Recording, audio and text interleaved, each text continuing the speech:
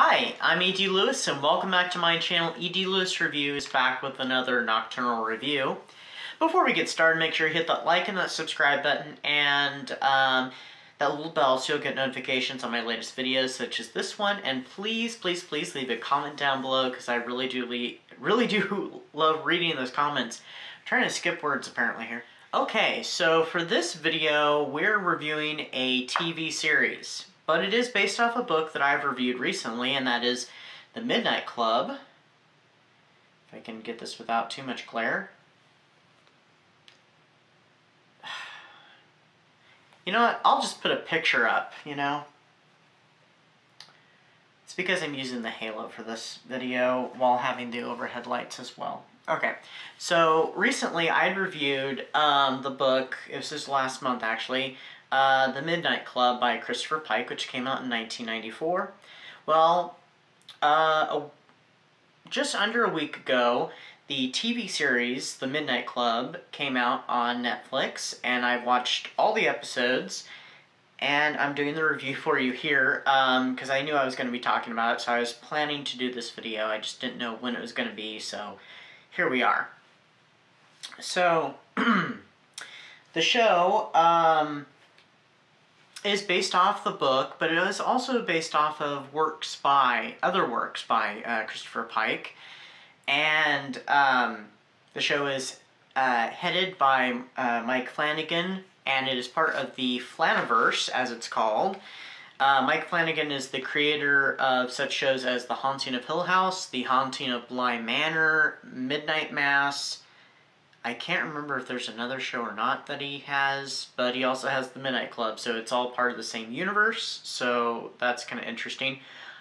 This is the only one of his shows that I've completed, because I still have not completed The Haunting of Hill House, bad me, and I have not gotten around to The Haunting of Bly Manor yet, so I'm hoping to finish The Haunting of Hill House sometime soon-ish, and also get to The Haunting of Bly Manor, and maybe get to Midnight Mass as well, because I've heard that's really good. The show also has pretty much a cast that I don't know any of these people, but they all did a fantastic job in my opinion. But there is one performer that I do recognize, Heather Langenkamp, who of course is famous for playing the part of Nancy in A Nightmare on Elm Street and A Nightmare on Elm Street Part 3, The Dream Warriors, as well as playing herself in Wes Craven's New Nightmare from the 1990s. Now, the basic premise of the TV show is pretty much the same as the book. It's about this group of kids, teenagers, who are dying of various illnesses, and they're living in this hospice. In the book, it's called Rotherham House, and in the TV show, it's called Bright Cliff. So, I don't know why they made the change, but it doesn't really make much of a difference. Also, another big change from the original novel, renaming, is instead of Dr. White, we get Dr. Stanton, who is played by Heather Langenkamp. And I thought it was an interesting choice, not just changing her name, but making her into a female character instead of a male character. She does a great job. I really did like her character. I pretty much liked every character in the show in varying degrees, but I think I pretty much liked every character. We also get a much wider cast. Instead of having, how many were there? 1, 2, 3, 4, 5. Instead of 5 kids, there's like 8, I think, total. Because we get characters such as Cherie, whose parents are involved in filmmaking, and I think her mom is a star in a movie. I think her dad is like a producer or director or something. We have Natsuzuki, and we have Amesh. So we get kind of a wider cast here, and it lends to them telling more stories. So the group of kids meet in what is called the Midnight Club. They meet every midnight or so in the library and they sit around a table and they tell stories. And these stories in the book are all kinds of different stories. Some of them are spiritual stories. Well, they all have a message behind them either way. Sometimes they're kind of terrible stories about terrorism, deals with the devil, so on and so forth in the book. Now, in the show, they do tell one story that is actually from the book, and then they tell a bunch of other stories that are actually based off of books by Christopher Pike, including this one that I just stumbled upon on a Saturday, the day after the show came out, and I'd seen the first 3 episodes, and that is The Wicked Heart.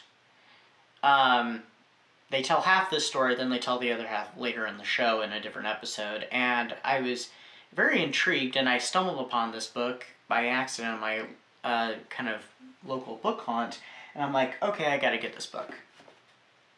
So, and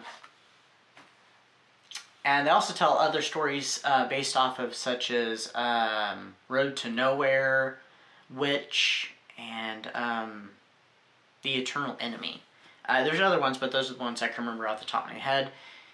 And they also make this pact that whoever dies first, because they're all terminally ill kids, whoever dies first will try to make contact with them from the other side, from the great beyond.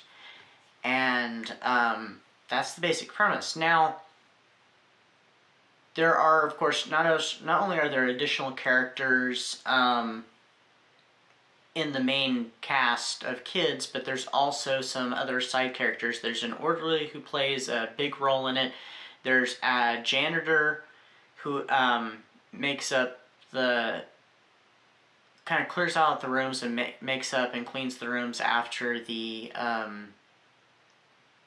patients die. And there's also a woman who lives not far from the estate who owns this kind of health food naturalist company, and she kind of lives on a commune named Shasta, and she ends up meeting Alanka, the main character, and befriending her.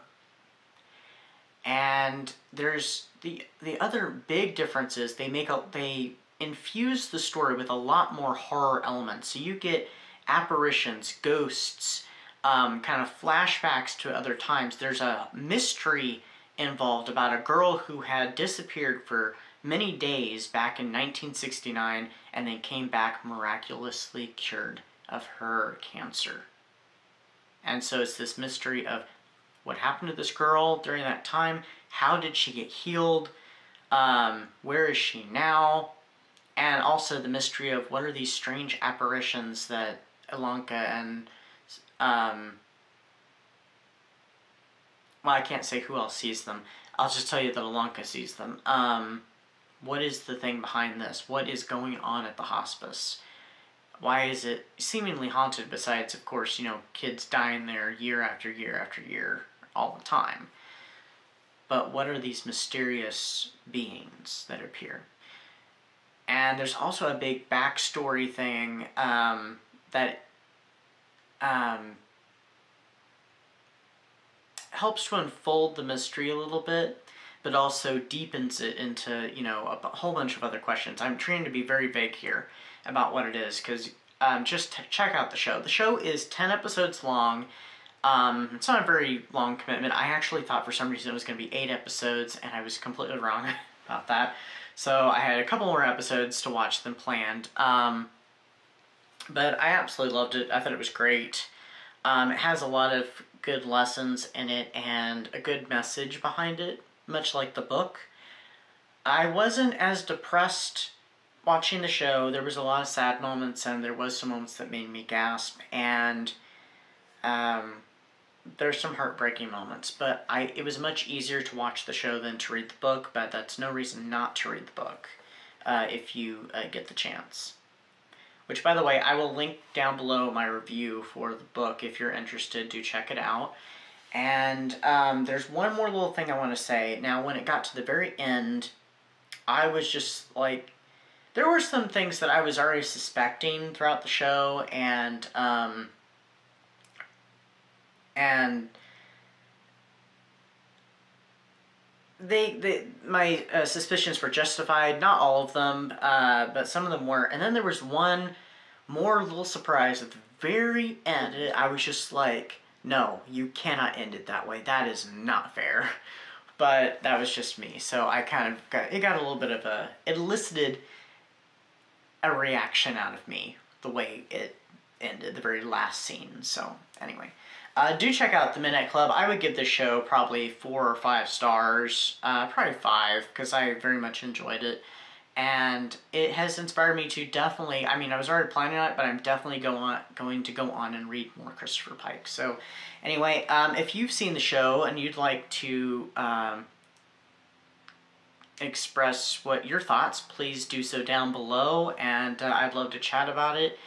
And in the meantime, I'll see you very soon with more spooky videos, and I hope everybody's enjoying their October. I will see you all very soon. So take care, stay safe, and stay spooky. Bye-bye.